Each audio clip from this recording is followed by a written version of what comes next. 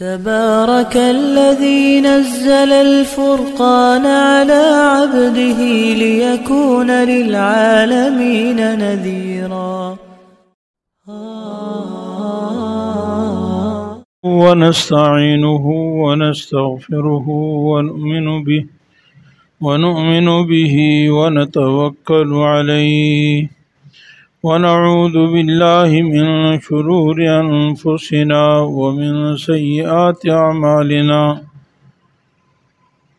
من يهده الله فلا مضل له ومن يضلله فلا هادي له ونشهد أن لا إله إلا الله وحده لا شريك له ونشهد أن سيدنا ومولانا محمدا عبده ورسوله أرسله إلى كافة للناس بشيرا ونذيرا وداعيا إلى الله بإذنه وسراجا منيرا.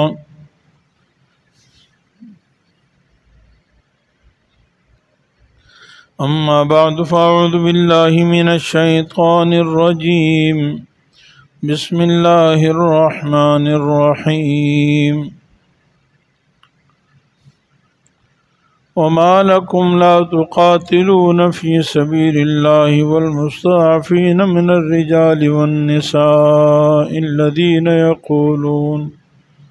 يقولون ربنا أخرجنا من هذه القرية الظالم أهلها واجعل لنا من لدنك وليا واجعل لنا من لدنك نصيرا.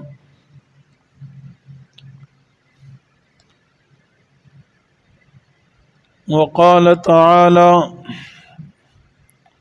سبحان الذي أسرى بعبده ليلا من المسجد الحرام إلى المسجد الأقصى الذي باركنا حوله لنريه من آياتنا إنه هو السميع البصير.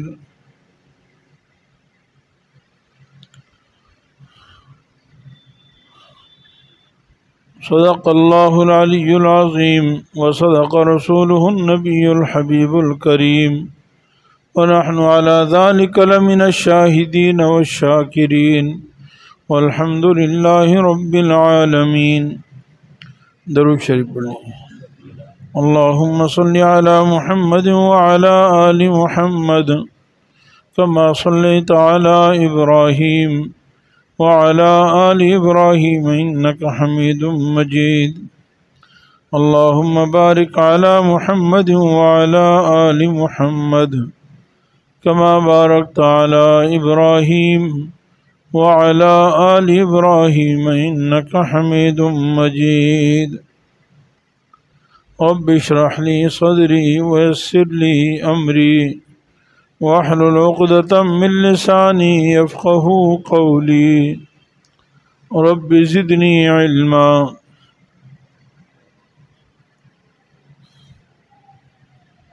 اللہ جل جلالہ ساری کائنات کے خالق اور مالک ہیں.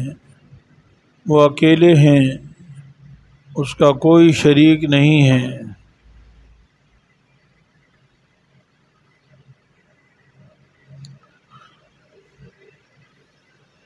وہ بے مثل اور بے مثال ذات ہیں، اس کی حقیقت تک رسائی ممکن نہیں ہے.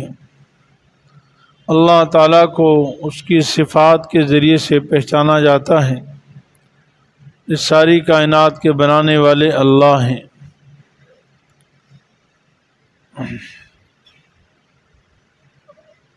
میرے عزیز بھائیوں، اس وقت مسلمان جس کرب اور تکلیف اور پریشانی سے گزر رہے ہیں وہ آپ سب حضرات کے سامنے ہیں. فلسطین میں خصوصاً غزہ میں مسلمانوں کے ساتھ جو ظلم، جو بربریت، جو تشدد کیا جا رہا ہے وہ ساری دنیا کے سامنے ہے. جو سامنے ہے وہ کم ہے، جو حقیقت ہے وہ اس سے کہیں زیادہ ہے.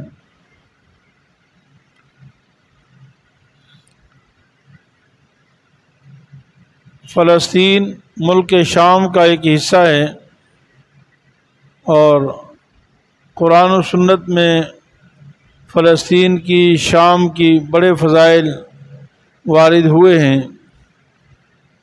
اس زمین کا تذکرہ قرآن کریم میں بارہا کیا گیا ہے۔ اس کو ارض مقدسہ کہا گیا ہے قرآن کریم میں۔ یا قوم ادخلوا الارض المقدسۃ التی، اے میری قوم تم ارض مقدس میں داخل ہو جاؤ۔ تو یہ پاکیزہ انبیاء علیہ السلام کا مسکن ہے۔ سب سے زیادہ روئے زمین پر انبیاء ملک شام میں تشریف لائے ہیں۔ حدیث پاک میں آتا ہے کہ رسول اللہ صلی اللہ علیہ وسلم سے پوچھا گیا کہ روئے زمین پر سب سے پہلی مسجد کون سی تعمیر ہوئی؟ تو آپ صلی اللہ علیہ وسلم نے فرمایا بیت اللہ۔ فرمایا دوسرے نمبر پر روئے زمین پر سب سے مقدس کون سی مسجد تعمیر ہوئی؟ تو آپ صلی اللہ علیہ وسلم نے فرمایا بیت المقدس۔ فرمایا دونوں کے درمیان فاصلہ کتنا تھا؟ تو آپ سے فرمایا 40 سال۔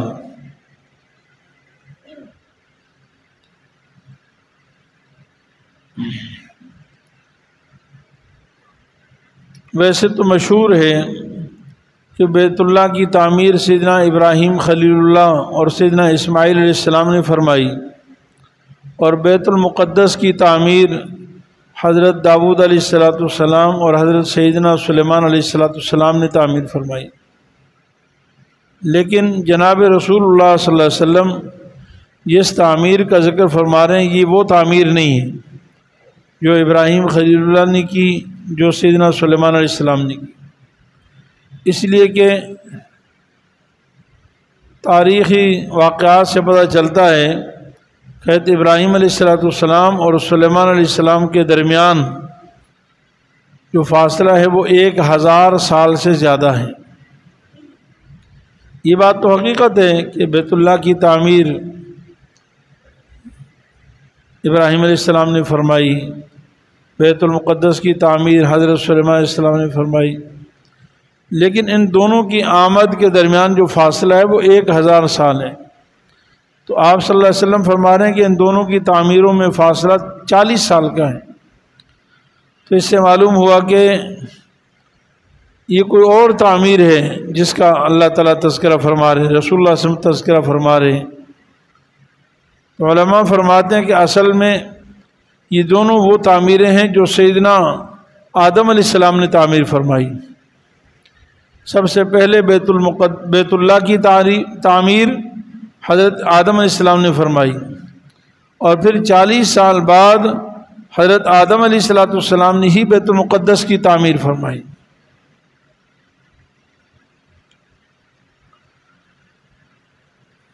قرب قیامت میں بھی بیت المقدس اور ملک شام کو بڑی فضیلت حاصل ہوگی۔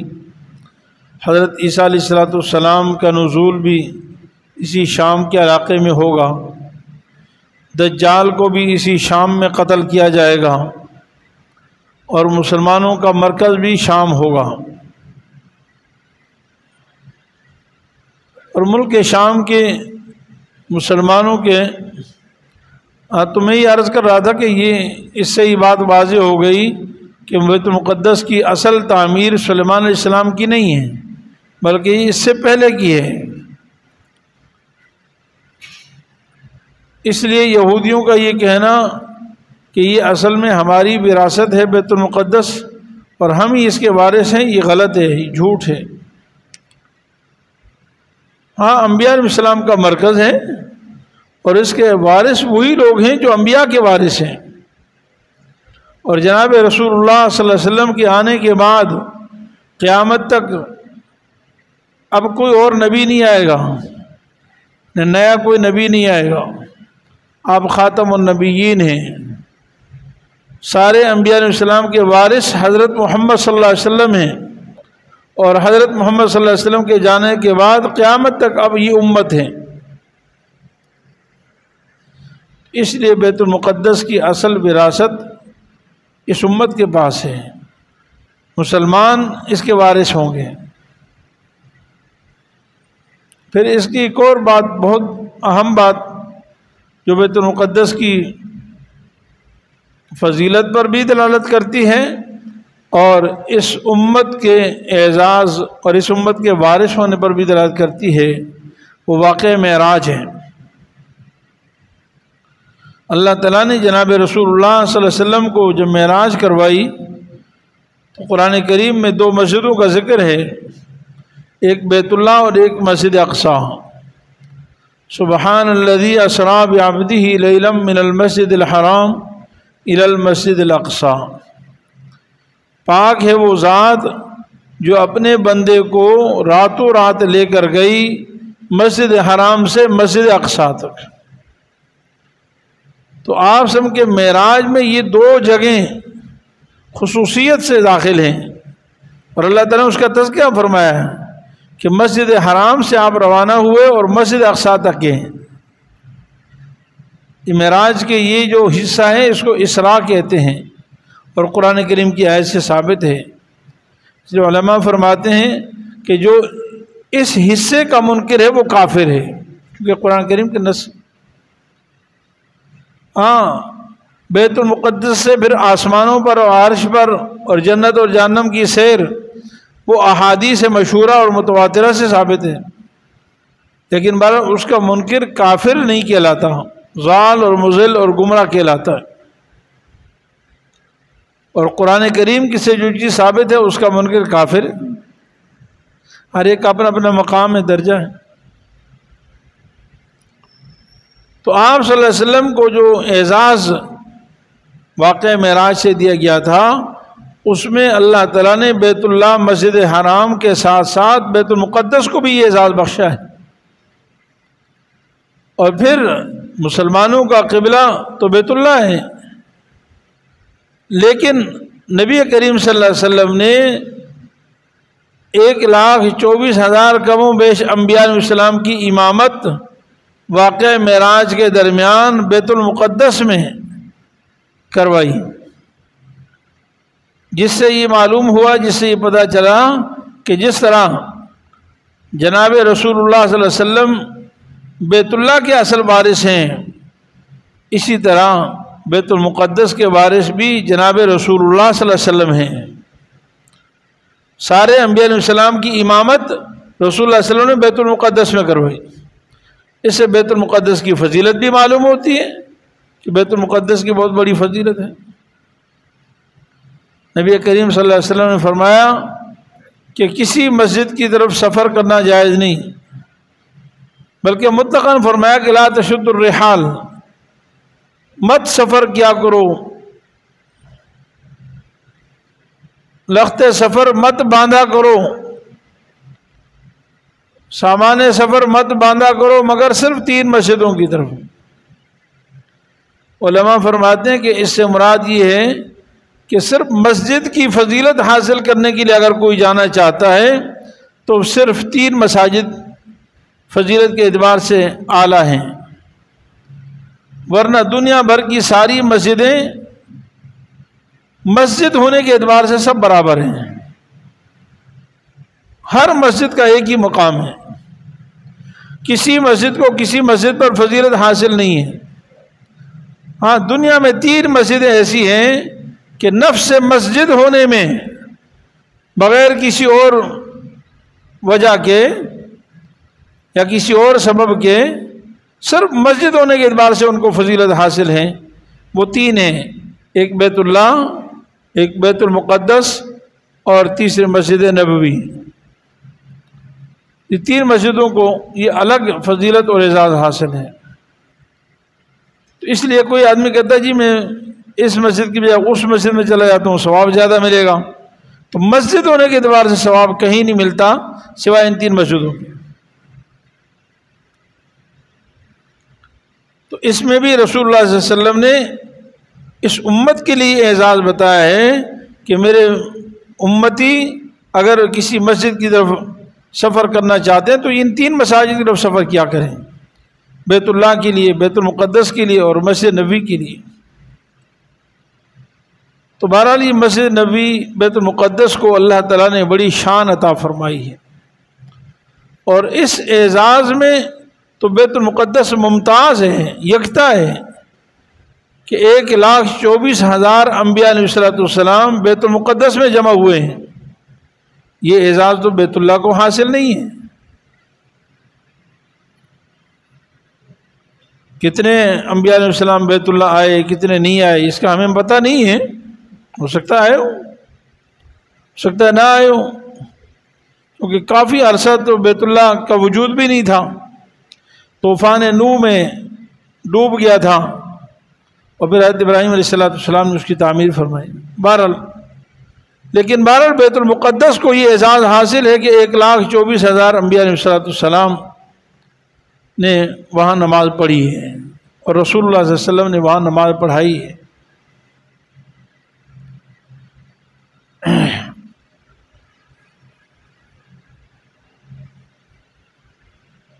فلسطین کے مسلمانوں کی اور ملک شام کے مسلمانوں کی بھی رسول اللہ صلی اللہ علیہ وسلم نے بڑی شان بیان فرمائی ہے۔ آپ صلی اللہ علیہ وسلم نے فرمایا کہ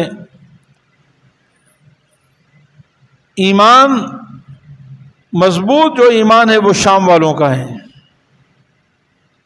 مختلف مضامین کی احادیث ہیں جس میں آپ صلی اللہ علیہ وسلم نے شام والوں کی فضیلت بیان فرمائی ہے، اور آپ صلی اللہ علیہ وسلم نے پوری دنیا میں ان کو منتخب ترین لوگ قرار دیا ہے، افضل ترین لوگ قرار دیا ہے۔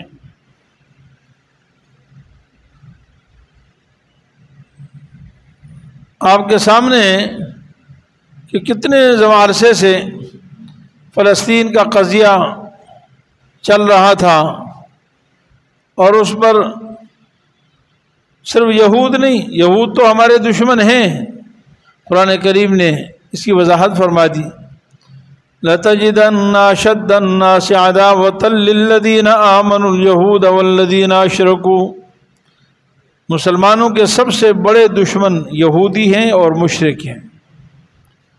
یہود مسلمانوں کے سب سے زیادہ سخت ترین دشمن ہیں، تو یہودیوں سے تو یہ امید نہیں ہے۔ اور یہ بھی قرآن کریم نے فرمایا کہ یہودی ذلیل ہوں گے، ان کی اپنی طاقت نہیں ہوگی، البتہ وہ دوسروں کے طفیلی ہوں گے، دوسروں کے تعاون سے چل رہے ہوں گے۔ اور ہمیں سب کو پتہ ہے کہ آج یہود جو اسرائیل ہے وہ امریکہ کی کالونی کی طرح ہے، امریکہ کے یعنی پالتو کتے کی طرح ہے، باولے کتے کی طرح، اور وہ چلا رہا ہے۔ ایمان کا تقاضا اپنی جگہ پر، اسلام کا تقاضا اپنی جگہ پر، لیکن دنیا میں ایک غیرت بھی ہوتی ہے نا، غیرت کا بھی کوئی تقاضا ہوتا ہے نا۔ جب امریکہ اور اس کے حواری یہود کا ساتھ دے رہے ہیں تو ہم مسلمانوں کا ساتھ دینا چاہیے تھا، ہم پر لازم تھا۔ اللہ تعالیٰ قرآن میں فرماتے ہیں انما المؤمنون اخوہ، سارے مسلمان بھائی ہیں۔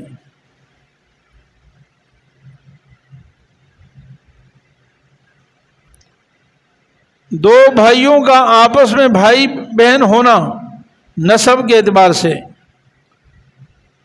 اس کا ثبوت قرآن سے نہیں ہے، وہ والدین نے کہا کہ تم میرے بیٹے ہو، دونوں لوگوں میں بھی مشہور ہے کہ انہی کے بچے ہیں،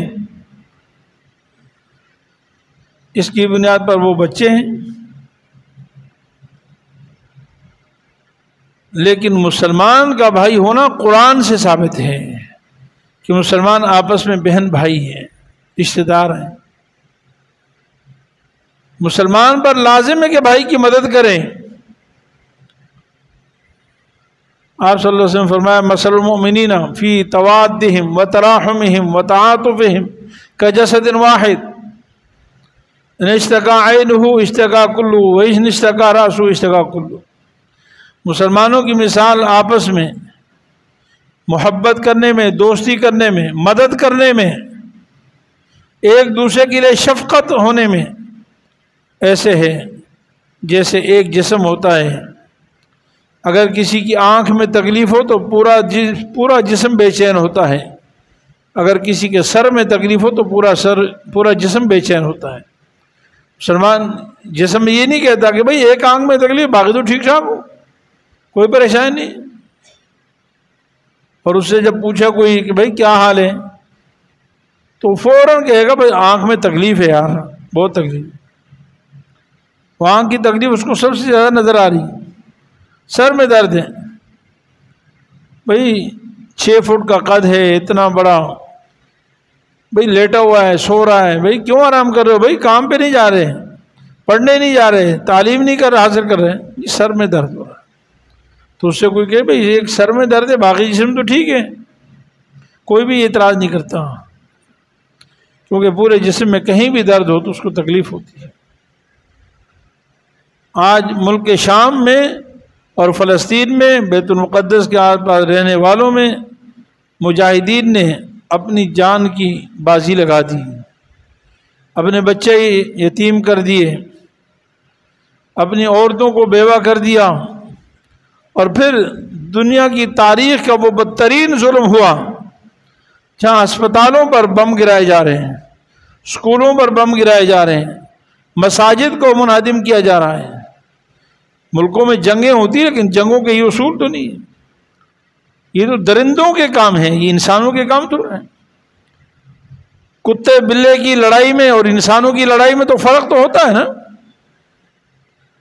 جنگیں تو اور جگہوں میں بھی ہوئی ہیں، افغانستان میں جنگ ہوئی ہے، 50 سال جنگ ہوئی ہے۔ کیا افغانستان کی جنگ کے بعد یا جنگ کے دوران اس طرح کی تصویریں کسی نے دیکھی؟ کابل کو پورا اثر نو بنایا گیا ہو، ایسا سنا کہ بھی نہیں۔ 50 سال جنگ ہوئی افغانستان میں، 50 سال جنگ کے بعد اپنی معیشت کو ٹھیک کیا، اور چیزوں کو صحیح کیا، روڈیں کہیں خراب تھی، روڈوں کو بنایا گیا، ملکی نظام کو چلانے کے لیے کوششیں کی گئی، لیکن ہم نے تو آج تک نہیں سنا۔ اور قریب کا زمانہ ہے، کوئی دور نہیں ہے کہ جی پورے کابل کی تعمیر نو ہو رہی ہے، پورا کابل گر چکا ہے، وہاں کوئی عمارت نہیں ہے، کوئی بلڈنگ نہیں ہے، کوئی اسکول نہیں ہے، کوئی مسجد باقی نہیں ہے، ایسا نہیں۔ اور وہاں لڑنے والا خود امریکہ تھا اور اس کی نیٹو کی افواج تھی، لیکن افسوس یہ ہے کہ آج اسی امریکہ کو، جس کا وزیر داخلہ یا وزیر خارجہ کی بات ہے شاید، ابھی 2 دن پہلے وہ دھڑلے سے اور جرت سے، یعنی مطلب ببانگ دول کہہ رہا ہے کہ جی فلسطین کو ہم نے تباہ کیا اور ہم مزید بھی کریں گے، ہم نے اسرائیل کا ساتھ دیا اور مزید ساتھ دیں گے۔ کہاں ہے وہ حقوق انسانوں کے علم بردار؟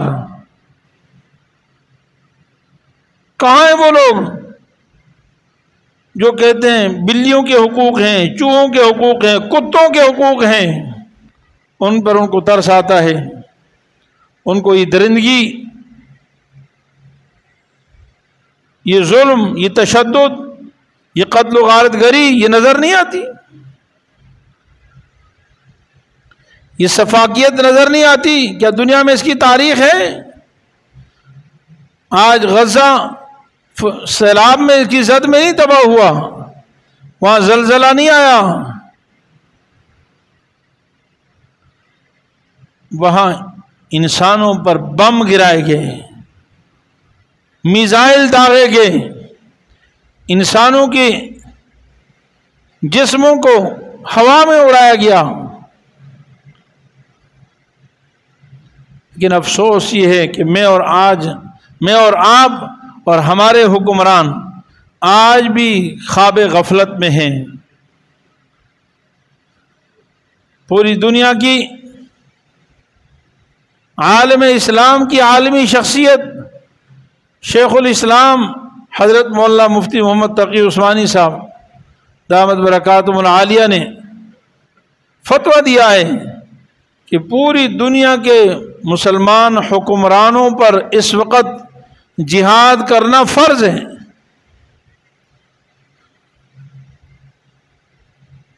اور جو مسلم حکومتیں جہاد نہیں کر رہی قیامت کے دن وہ جواب دہ ہوں گی. غزہ کے معصوم بچوں کی لاشیں، وہاں کی عورتوں کے ٹکڑے، ان کی عزتیں اس کا جواب دیں گی. قیامت کے دن ان سے سوال ہوگا.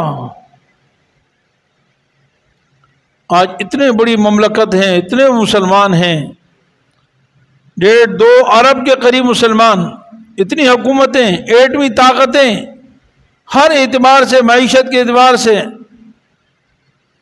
فراوانی ہیں، بڑی بڑی حکومتیں ہیں، لیکن چند لاکھ مسلمانوں کی ہم مدد نہیں کر سکے. کتنے افسوس کی بات ہے.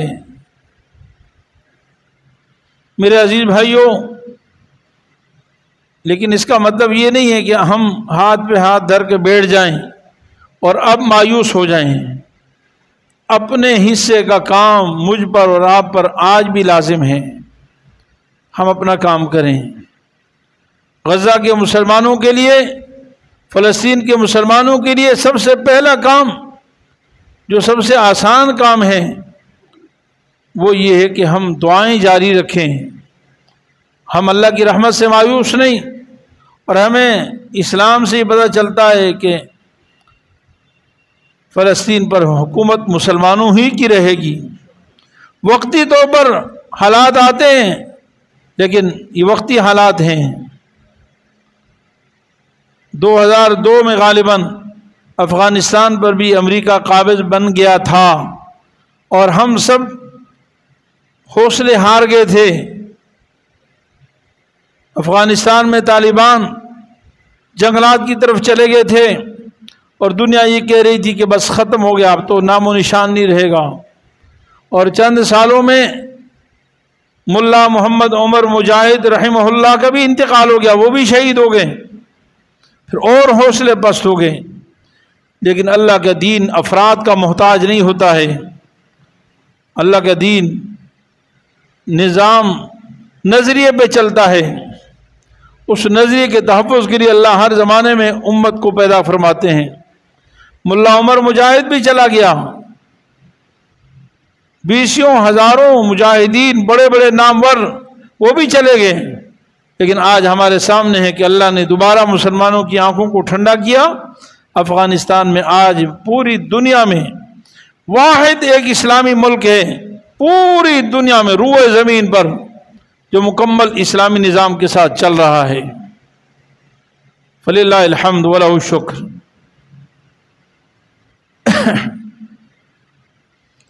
یہ اللہ کی کتنی بڑی نعمت ہے، ہم اس کا تصور نہیں کر سکتے ہیں. دعا فرمائیں اللہ رب العالمین غیبی طور پر ہمارے مملکت پاکستان جو خالص اسلام کے نام پر بنا ہے، ہمارا ملک تو بنا ہی وجود ہی اسلام کے نام پر ہے. 2 ممالک کے 2 جگہیں ایسی ہیں، ایک مدینہ منورہ کی ریاست اسلام کے نام پر بنی، اور ایک پاکستان اسلام کے نام پر اس کا وجود ہوا ہے. اس کو ہندوستان سے علیحدہ کیا ہی اسلام کے نام پر ہے. پاکستان کا مطلب کیا؟ لا الہ الا اللہ. کہ آج افسوس ہے کہ ہمیں وہ چیزیں مل نہیں رہی.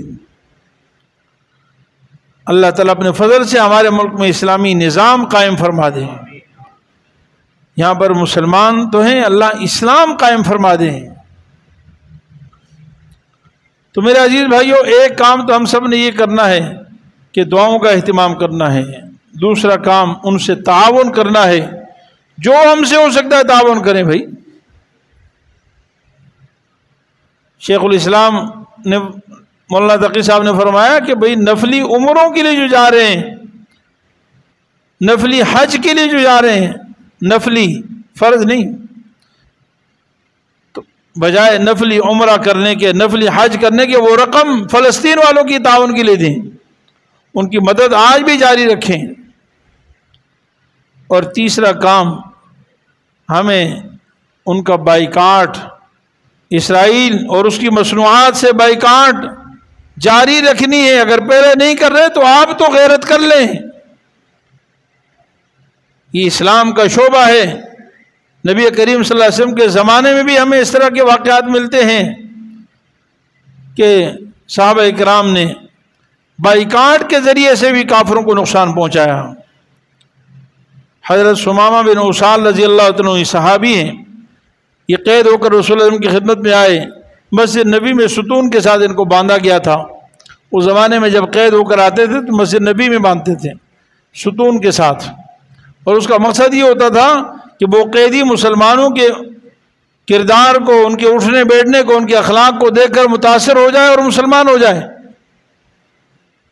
یہ اپنی قوم کا سردار تھا ثمامہ بن اسال رضی اللہ تعالیٰ عنہ، قوم کا سردار تھا۔ آپ صلی اللہ علیہ وسلم روزانہ اس ثمامہ کے پاس آتے، یہ غیر کافر تھا اس وقت، تو روزانہ پوچھتے کیا حال ہے بھائی؟ کہتے ٹھیک، کہ کیا چاہتے ہو؟ کہتے جی یعنی کچھ کہنا چاہتے ہو تو بولو۔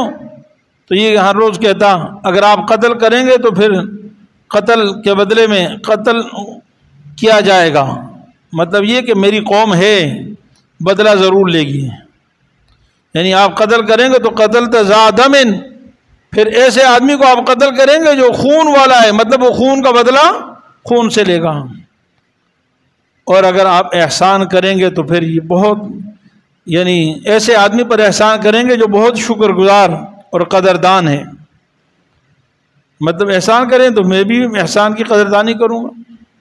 تو بہرحال 2-3 دن تک آپ صلی اللہ علیہ وسلم نے اس کو اسی طرح آپ آتے اور وہ یہی جواب دیتا۔ 3 دن بعد آپ صلی اللہ علیہ وسلم فرمایا اس کو چھوڑ دو، ایسے ہی چھوڑ دیا۔ وہ کہیں وہاں سے اس کو جب چھوڑا تو باہر مدینے کے باغ میں گیا اور وہاں سے واپس آ کر رسول اللہ کی خدمت میں حاضر ہوا اور فرمایا مجھے کلمہ پڑھا دیجیے۔ غسل کیا، واپس آیا، کلمہ پڑھ کے مسلمان ہو گیا۔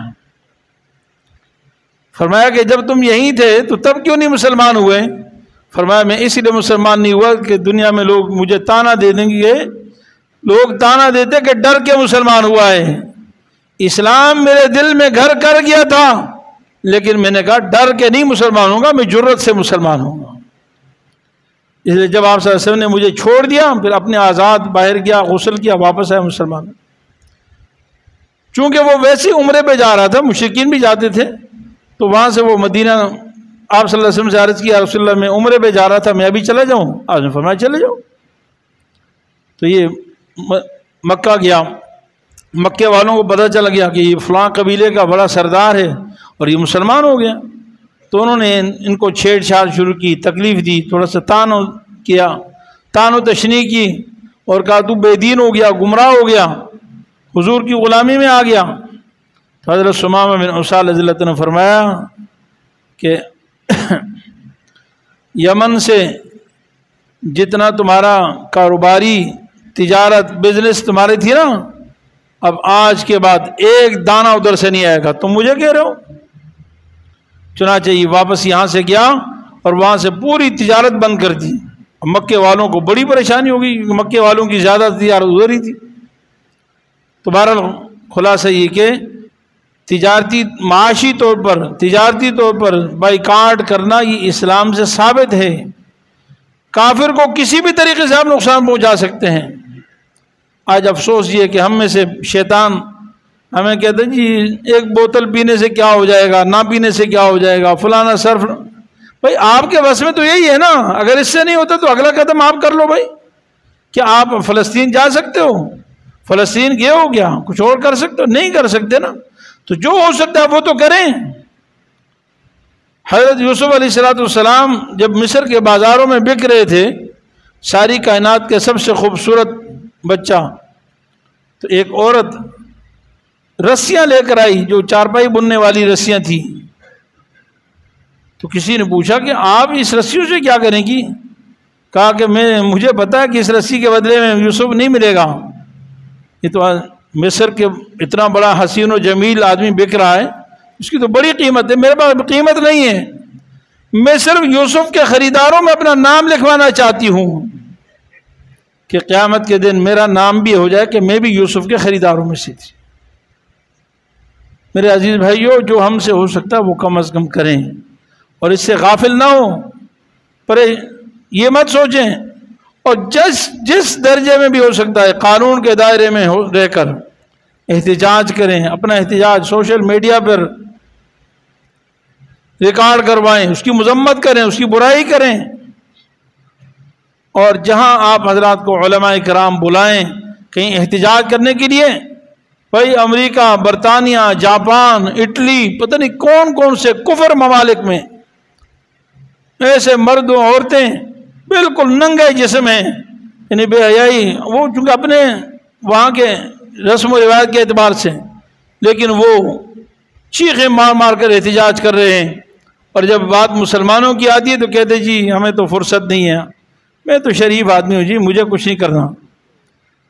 بھائی قانون کے ہم نہیں آپ کو کہتے واللہ ایک پودے کو بھی نقصان نہ پہنچائیں، یہ ملک ہمارا ہے، حکومت ہماری، یہ روڈ ہمارے ہیں، یہ پودے ہمارے ہیں، اس کے ایک ایک تنکے کی حفاظت کرنا ہماری ذمہ داری ہے، فرض ہے۔ لیکن قانون کے دائرے میں شریعت کے اصولوں کے مطابق کسی کو اذیت اور تکلیف دیے بغیر اگر کسی ہمارے جو دنیا بھر میں ایک احتجاج کا ایک طریقہ ہے کہ اپنی دکھ اور تکلیف دنیا کو بتانے کا، تو اس طریقے سے آپ احتجاج بھی کریں، انشاءاللہ کریں گے نا، دعاؤں کا بھی اہتمام کریں۔ اللہ تعالی ہم سب کو، ابھی یہ 13 اپریل کو تمام علماء اکرام کا بھی کل کانفرنس تھی اسلام آباد میں، قومی کانفرنس، اور انہوں نے 13 اپریل کو یہاں یہ ہمارے شارع قائدین پر جو ہے بہت بڑا ایک پروگرام کرنے کا اعلان فرمایا ہے، احتجاج ہوگا۔ تو اس میں بھی آپ سب حضرات سے درخواست ہے کہ آپ حتی الامکان جتنا ہو سکتا ہے، یہ نہیں کہ میں کہہ رہا ہوں آپ 10 گھنٹے اس میں شرکت کریں، 5 گھنٹے شرکت، اور کچھ نہیں ہو سکتا، 10 منٹ کے لیے اس میں شرکت کر لیں، تاکہ قیامت کے دن ہمارا بھی کوئی نہ کوئی حصہ کسی بھی درجے میں اپنے دکھ درد کا اظہار کی درجے میں کم از کم، کہ اللہ ہم بھی فلسطین کے مسلمانوں کے لیے روئے تھے، ہم نے بھی احتجاج کے لیے آواز بلند کی تھی۔ اللہ تعالیٰ اپنے فضل و کرم سے عمل کی توفیق عطا فرمائے، اور اللہ تعالیٰ فلسطین کے مسلمانوں کی خصوصی مدد فرمائے۔ وآخر دعوانا الحمدللہ رب العالمین۔ مفتی صاحب کے یوٹیوب چینل کو سبسکرائب کیجئے اور ان کے تازہ بیانات کے ذریعے اپنی علمی، اصلاحی اور فکری آبیاری کرتے رہیے۔ جزاکم اللہ۔